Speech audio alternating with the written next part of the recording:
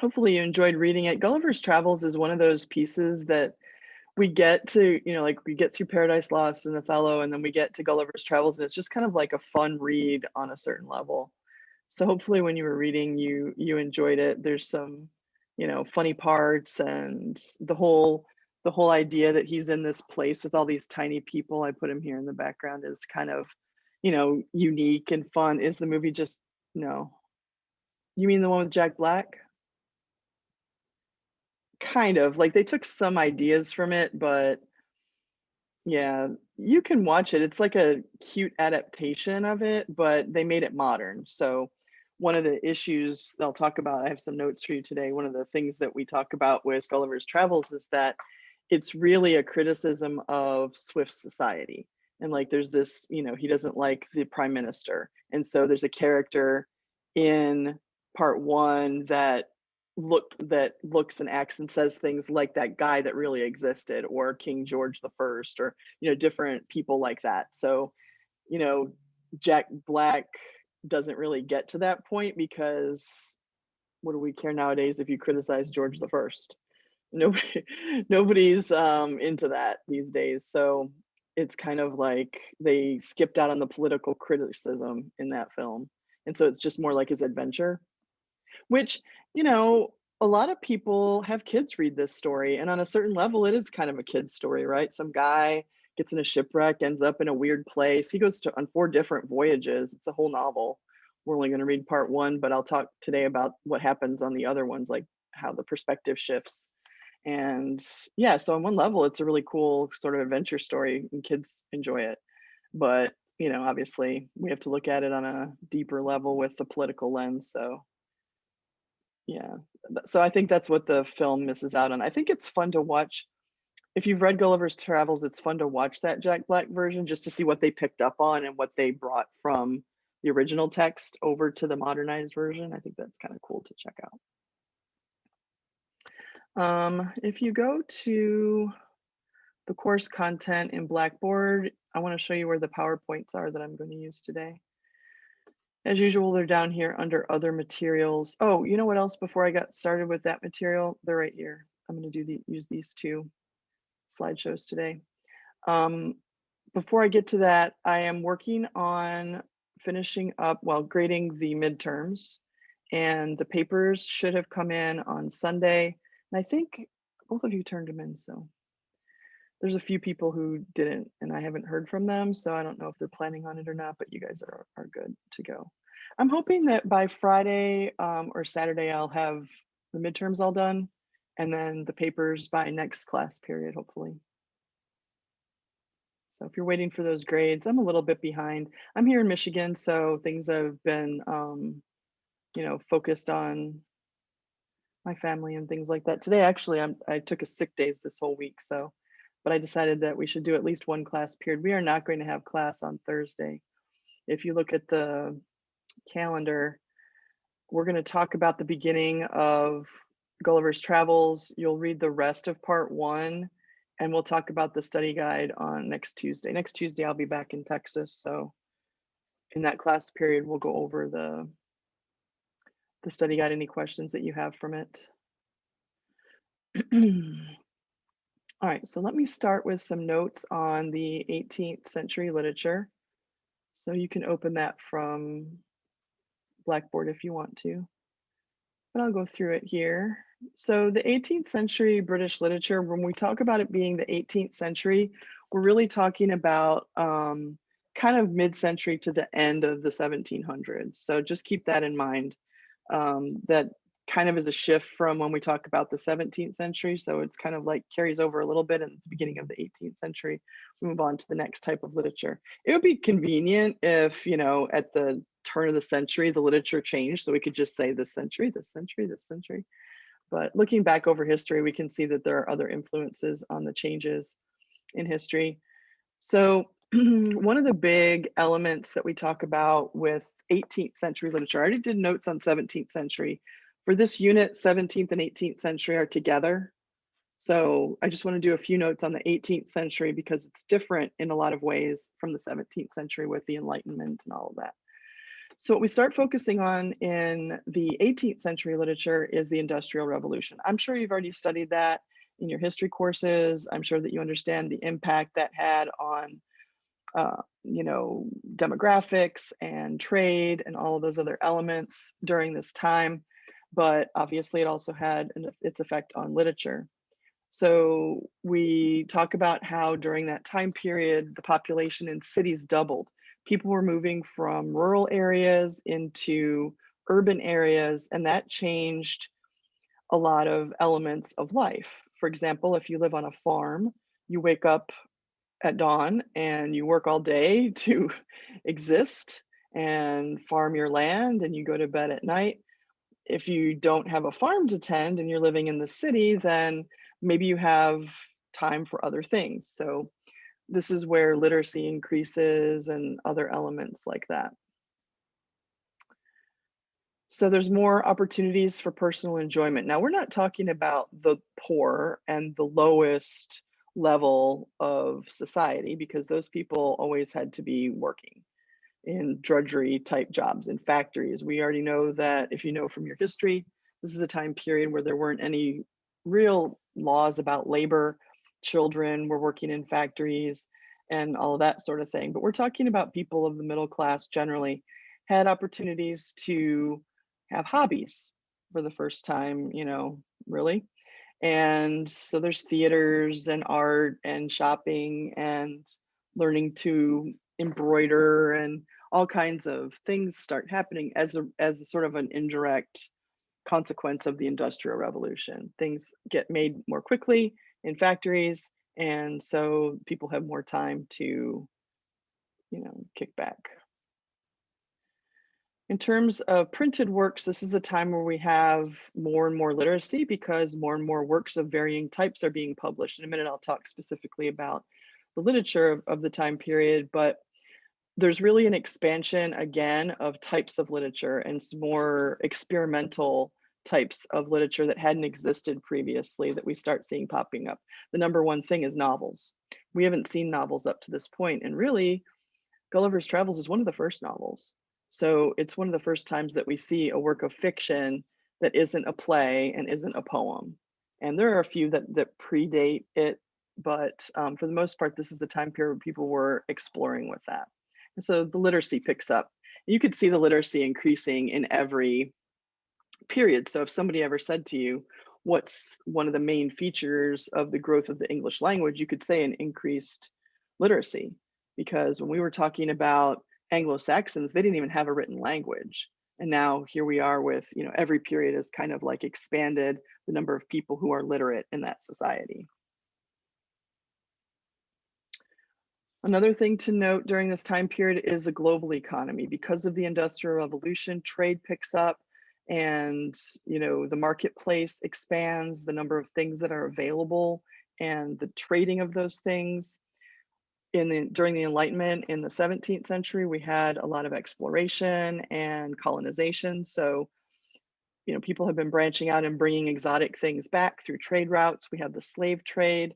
So there's a lot more of a global economy that starts to happen during this time.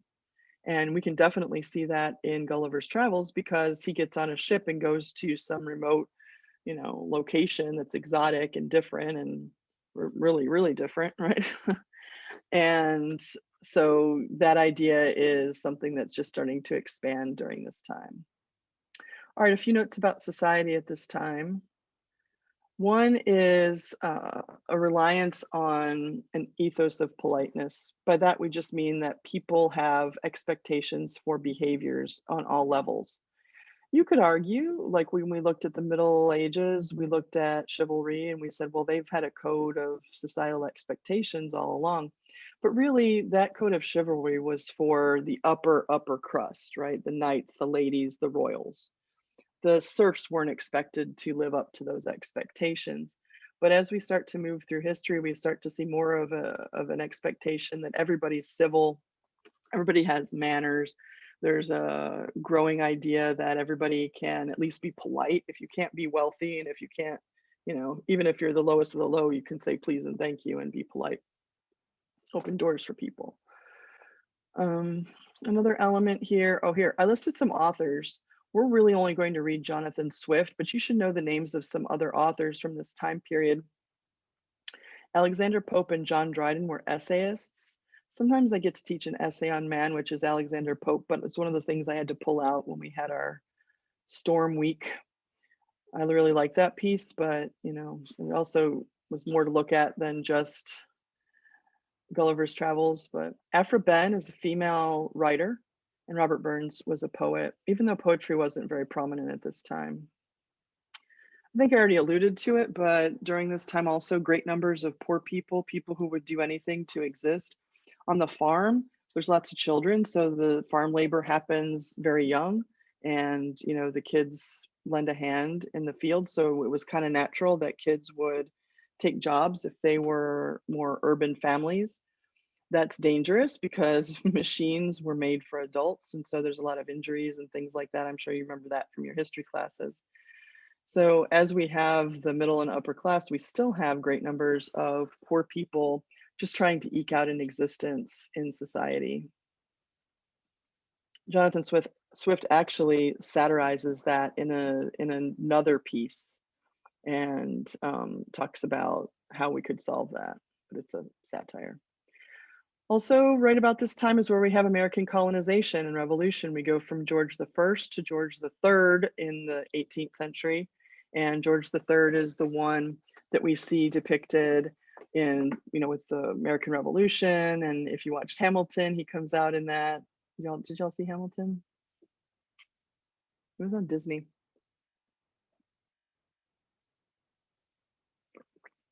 Yeah, he's my favorite character in Hamilton because he's so funny, the actor that plays him.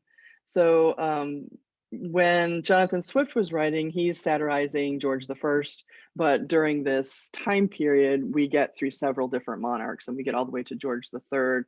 He's unable to stabilize the revolution in America, the colony. And so a lot of his own people back home, including Jonathan Swift and other essayists, really criticized him for not being able to maintain that colony. Other colonies were maintained. So, all right, I pulled out a couple of quotes from the textbook, and I wanted to just draw your attention to them because I know that there's a lot to read, and so I'm kind of focusing in on the key ideas that wrap up some of the chapters in the background material. So this is a piece from the text that I think is important. In the last decades of the century, British authors would be torn between two opposing attitudes. So we think about the 18th century as kind of a turning point in history and in literature, moving from one thing to another in multiple ways.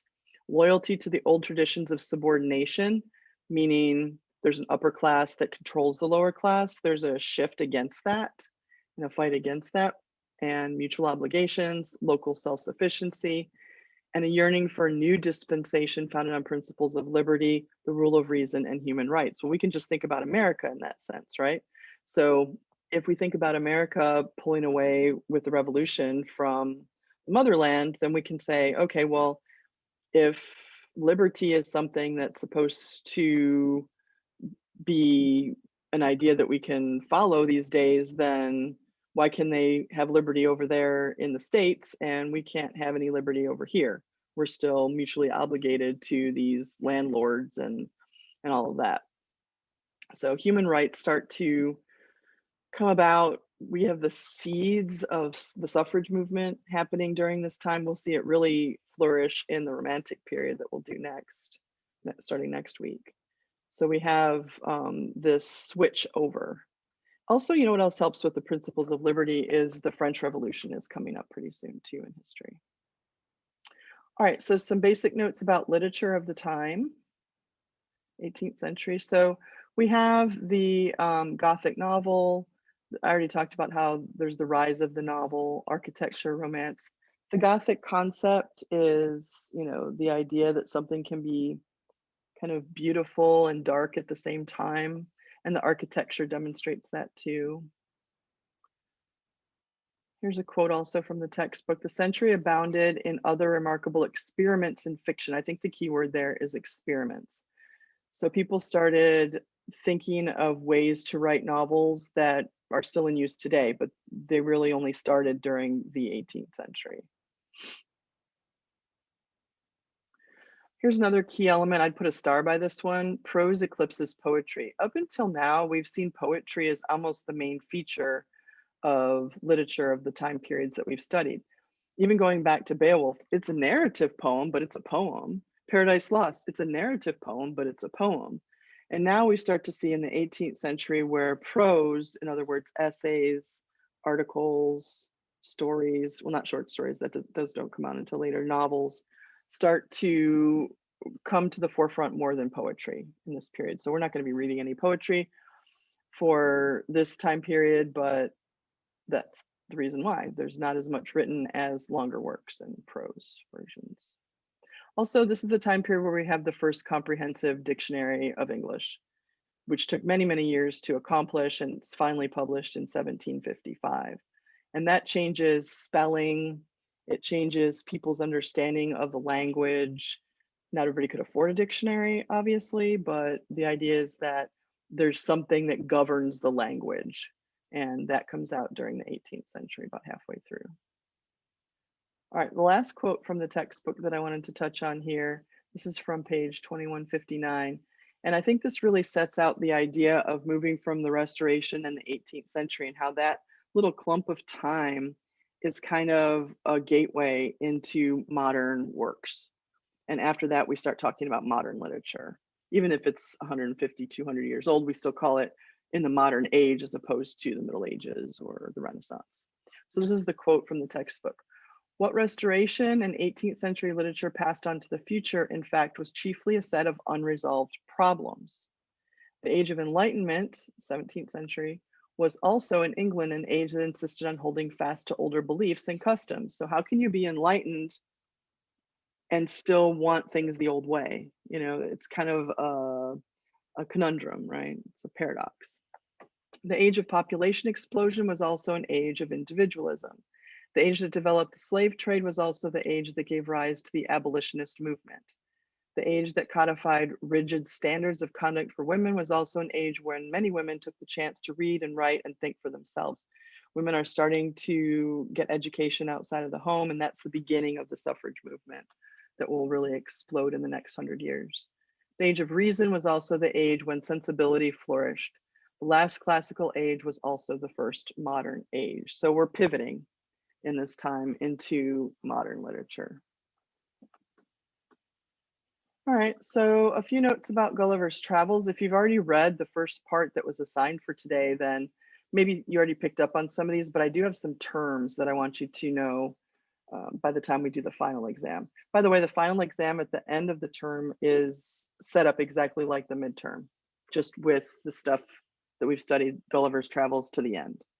So the midterm and the final are the same structure, the same types of questions. It's just the material. It would be way too much to do one test only. So there's one halfway through and then there's one at the end with the rest of the material. I should be sending those back to you in the next 3, 4, 5 days. All right, so satire. I'm sure you already know what a satire is. Gulliver's Travels is clearly a satire.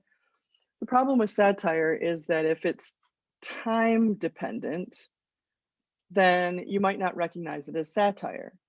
So if somebody from 200 years from now watched an episode of Saturday Night Live, assuming there's still television, they might not get it. Or even if you watched one from the 70s and they're talking all about President Carter, well, what do you know about what President Carter was doing on any given day or anything that they might think was funny in that time?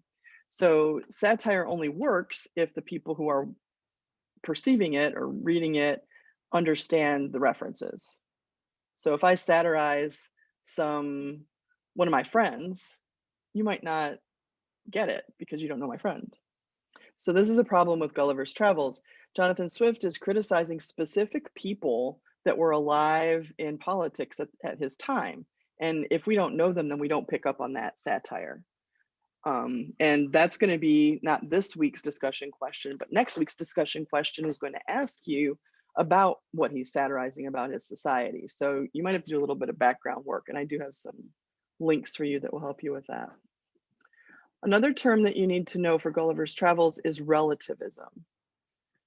That sounds fancy, but really it's not even a concept that's only present in Gulliver's Travels. It's just the idea that everything is relative and your perspective on something shades your opinion of it.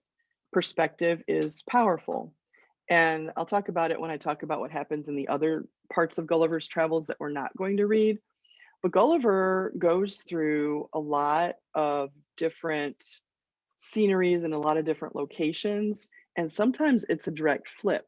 With the Lilliputians, he's the big guy and they're all tiny, but in his very next voyage, he's tiny and they're all big. So there's literal perspective, like you're the big person versus the small person, but that can also change your perspective on life.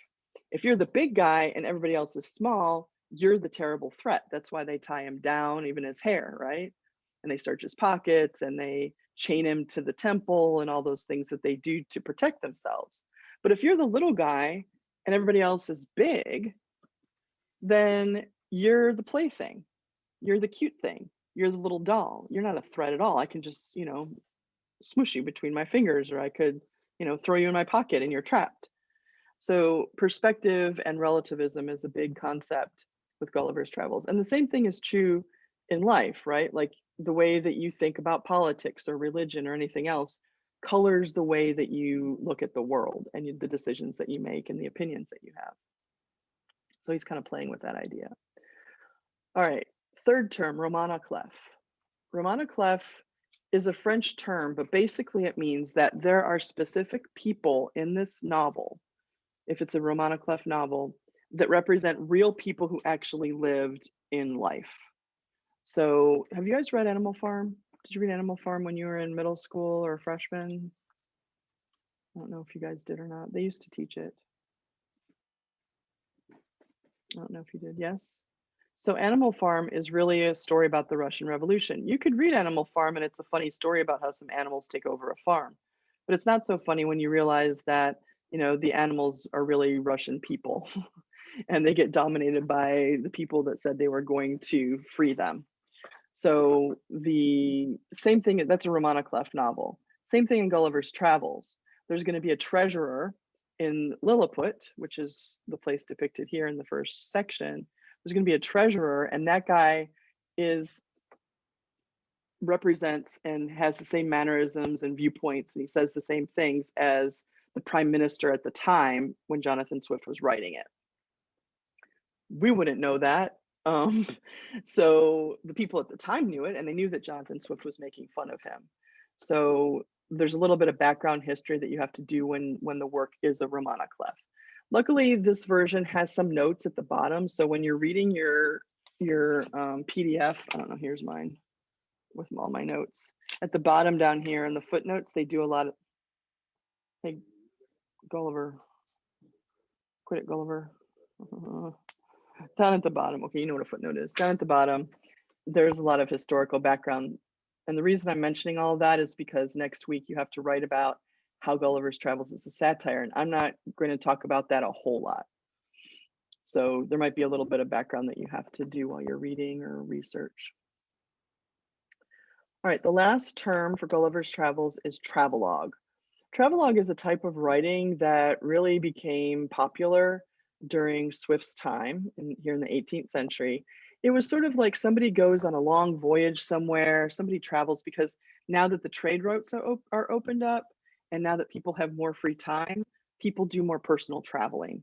And so there were people who would go on a voyage to, the Mediterranean, and they would write long stories about everything that they encountered. And sometimes they would exaggerate.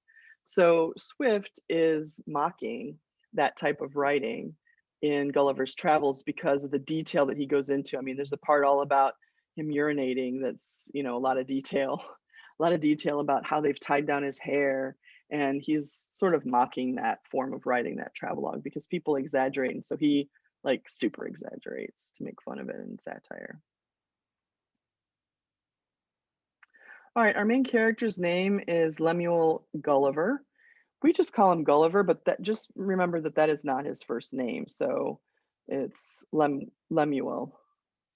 In Spanish, we would say Lemuel, but it's Lemuel. So I have to always think it Lemuel. Lemuel Gulliver. I usually just call him Gulliver, but just keep in mind that Gulliver is not his first name. All right, so then just an overview of the different places he's going to visit. We're only going to read the first voyage, but there are others, and this is where we can start to see that perspective in play, because we have him going to Lilliput, where he's huge and everybody else is tiny, so he's the threat. And he has to try to win over the Lilliputians and learn from them, but also first he has to get past their fear of him, which takes a while. And then his second voyage is to Brobdingnag, which everybody is enormous and he's tiny. So you can imagine that that's a shift. I already talked about that a little bit. He's eventually going to go to another place called Laputa. I know what you're thinking. If you know Spanish, I know what you're thinking there. I know what you're thinking. But he goes to multiple locations there. Those people are mind people. Like they live in their minds and they let their bodies just go. Like they have crustiness on their bodies and they don't care about how they look, and they're just trying to invent things and be mentally creative. And he's satirizing people who don't balance out their lives, and the idea of pursuing an intellectual pursuit at the risk of everything else falling apart. And so he goes to a couple different locations in that chapter. Bel Nebarbi, Lugnag, Glubdubdrib, and Japan. I think that's funny when there's all these made up names and then and Japan. But Japan must have seemed exotic to them at the time. The last voyage is to the land of the Houyhnhnms. They are talking horses that are the overlords to the humans. There are humans that live there, and they're called Yahoos. That's where we get that word, like the website Yahoo. That's a made up word, and Jonathan Swift invented it. Yahoos are humans, but they are vastly inferior to the Houyhnhnms, these horses. And the Houyhnhnms regard them as stupid, like intellectually stunted characters that are just deformed and not worth any time. Well, of course, Gulliver is a Yahoo. He's not a horse. So he struggles with his identity, and that carries over to the very end of the piece, which it's not a spoiler alert because we're not really going to read that part, but I'll tell you, he lives with the Houyhnhnms and he tries to convince them that he's an intelligent Yahoo, and they don't buy it. By the end, they just like, you're just a Yahoo and you're not on our level. And when he goes back home, Lemuel Gulliver struggles with his identity because, you know, what is a human being then if there's all these different viewpoints and these different perspectives on humans and through his travels, and he wishes that he could go back to the land of the Houyhnhnms, and he starts to see the horses in his real time as Houyhnhnms and bows to them and stuff, and he sort of just has this identity crisis for the rest of his life, wishing that he could go back. And he sees all the other human beings as yahoos that are worthless and dumb. So it's about perspective in a lot of ways, and that's why relativism is an important concept. All right, that's all I have for that PowerPoint, really. I just wanted to make sure that you had some notes on the 18th century literature and then some beginning stuff as we're starting with Gulliver's Travels. What I want to do now is go through second to last thing I want to do today is go through some images that I have from the part that you should have already read for today. There is a study guide for Gulliver's Travels, the parts that you're going to read. I would like to ask you next Tuesday which ones of these topics you want me to talk about. So your job between now and Tuesday is to finish reading Gulliver's Travels Part 1, which goes to page 2444, and then just have a look at these questions and identify which ones you might want me to talk about. Next Tuesday, I'm going to be introducing the Romantic period, but before I do that, I will take any questions that you have from the study guide because we're not going to meet on Thursday. And I think that you could probably read the rest of it on your own. I'm going to talk about the part you should have read for today right now. And then you should read the rest of it and we'll catch up with that next Tuesday. That way we don't have to have class on Thursday. So does it bother you guys if I cancel class every once in a while? I mean, you understand, right?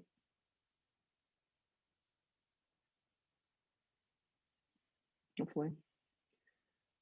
I don't know if it bothers you or not. You're good with it? Okay. Yeah. I mean, as long as you're getting your assignments done, and I didn't like that it was last Thursday and then this Thursday. That's kind of bugging me, but I don't think that I'm leaving you hanging or anything like that.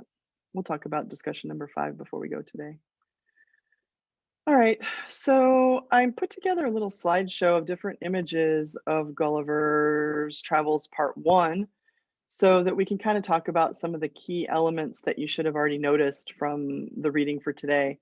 And this image is kind of like the one in my background. Lots of people choose this scene to depict in the books. Lots of these books of Gulliver's Travels are illustrated because they think that they're for kids, right? And on one level, they are. The stories are for kids, but the kids don't care about the political satire. They just think it's funny that he puts the men in his pocket and they climb all over him and stuff like that. So there's these different images of the captive Gulliver. And in this case, it's more of a sort of romantic view of that. The people are standing there. He's definitely tied down, but it's not as violent as, say, this depiction of that. Here they are violently, with all their weapons attacking him. He looks like he's in pain. So this particular illustrator decided to go with the more combative view of Gulliver and the Lilliputians. You can see they're running here. This guy's got a weapon and they're tying him down and all that sort of stuff. So there's lots of different ways that they've depicted that scene where the Lilliputians have captured him. Here is the scene. So after a while, they have to start thinking about what they're going to do with him. They're worried that he's going to put them into a famine because he eats all their food. 2 bites is an enormous amount for those Lilliputians.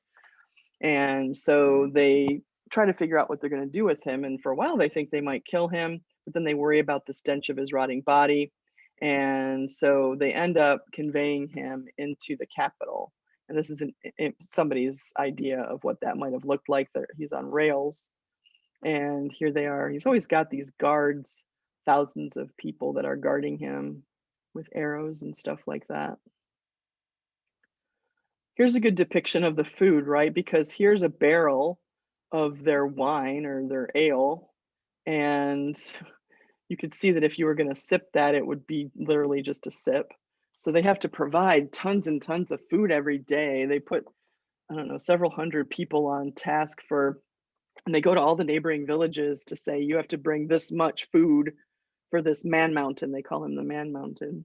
And so you could see he's taking a huge portion for them, and it's like one little nibble for him. And there's the emperor right there. So it's a problem for them to provide all that food for him.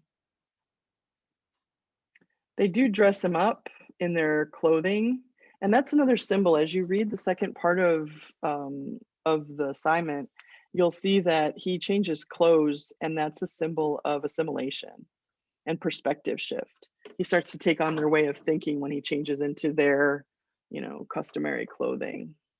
But you can see the perspective there too with those Lilliputians. There's an important part that is where they want to survey what's in his pockets. And the things that he has, which are normal things for a person to carry around, like a pocket watch or a pistol, he has a journal, he has a comb, all of that's foreign to them and they don't know what it is. And so this is like where Swift is trying to show how normal human things aren't normal if you have a perspective of the outsider, because he's the outsider now and they're just wondering at this watch, and they even wonder if it's his god, this pocket watch that he has, because it ticks, it's got like a heartbeat, and they're like, what is that? They don't have clocks. So when they see it, you can see this guy's listening to it right there in that image. You could see that they're completely spellbound by it, and they even mention that maybe it's his god that he prays to. And in a way, satirically, that is true. In a way, time does rule us. I mean, you knew when to sign in this morning to class, and you have to stay here until class is over. And the clock kind of does rule us in the day. What time do you get up in the morning? What time do you go to bed at night? Appointments and so on. So in those ways, Swift makes little side comments about about society and our human behaviors. I just like this image because I like how he's sort of playing with their horse, like it's a real horse, but it's tiny, so it's like his little toy. In the next chapter, when he's tiny, there's this girl that plays with him like a little doll, and he doesn't like it. He doesn't like it because she treats him like not even a human, like a subhuman, because he's so little. Like he's the Lilliputian in that situation. But I just thought it would be kind of fun. A lot of these books are illustrated because they're kids' stories, so we have a lot of illustrations of this particular text. All right, so if you haven't read that part, do that, and then do read to the end of page 2444 by the time we have class next, which will be next Tuesday, the 30th. I'll be back on campus then, and I'll answer any of your questions from the study guide. Please don't skip it. You have some time to read. We're not going to have class on Thursday. There is a discussion that's due this week, though, on Paradise Lost, so I want to show you where that is and talk about it a little bit. If I go to Blackboard here.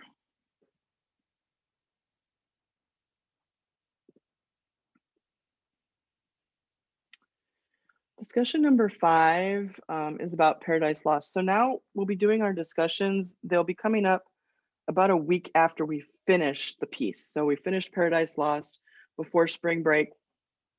We're writing about it now. Next week, the topic is Gulliver's Travels. So that way you have some time to think about it and so on. I was able to make that shift when we had our winter storm reboot. So this week, the question is, do you believe, based on books 1 and 2 of Paradise Lost, that Satan is a hero or a villain? That's the basic question. They want you to pull out quotations to help you explain whether you see him as a revolutionary figure. Do you see him as somebody who challenges authority and that's like a good thing? Or do you see him more as the epitome of evil?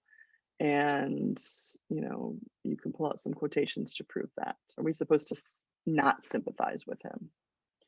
So that's the topic for Friday. If you have questions about your discussion between now and Friday, you can send me an email. I am checking my email and all that stuff, even though I'm up here in Michigan. You can see I'm doing work anyway. I'll be working on your grades. They should be up to date, I think, with both the paper and the midterm by the time we have class next Tuesday, but I'm going to be wrapping up the midterms hopefully by Saturday. It's a lot of reading on those midterms. All right, does anybody have any questions? Anything I can go over for you? Well, let's look at number 6, because I do want to point out, as you're reading Gulliver's Travels, you might want to be thinking about next week's discussion. It says, in what way does Lilliput represent British society? So you're going to have to do a little bit of background, unless you happen to know a lot about 18th century British society. You might have to do some background reading, or I did put some resources here that might help you. So you can do your own research, or you can look at some of these that I've already kind of curated for you. They might help you, because I don't think that at the drop of a hat, everybody knows about, Robert Walpole and all the different ins and outs of politics in the 18th century Britain. So there's some questions about that, but basically, in what way is Swift satirizing British society? So some things I've talked about, some things are in the study guide, but there's also some ideas here too for next week. So I finished a little early today. Do y'all have any questions?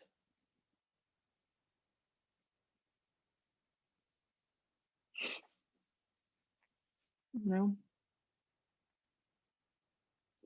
Sean says no questions. Okay. All right. Remember also that on Friday the 26th, not only is it senior cap and gown pickup, but also that's the last day to fill out the application for community scholarships. It's due at noon on Friday, so keep that in mind. If you didn't work on those over spring break, you might want to do that application before Friday, because they just literally shut the whole thing down and you can't access it. If you need help with that, or if you're working on your essay for that and you want me to give you some feedback, feel free to send that to me. I'll be glad to make some notes for you. All right, I don't have anything else, so I want to say I hope you guys have a good week. I will be back in Texas by the next time I see you, and I appreciate that you guys understand that I'm trying to visit with my family. So I appreciate that you guys are kind of cool with that. So, all right, I will talk to you and see you face to face on Tuesday. Well, face to screen. Bye. Have a good week.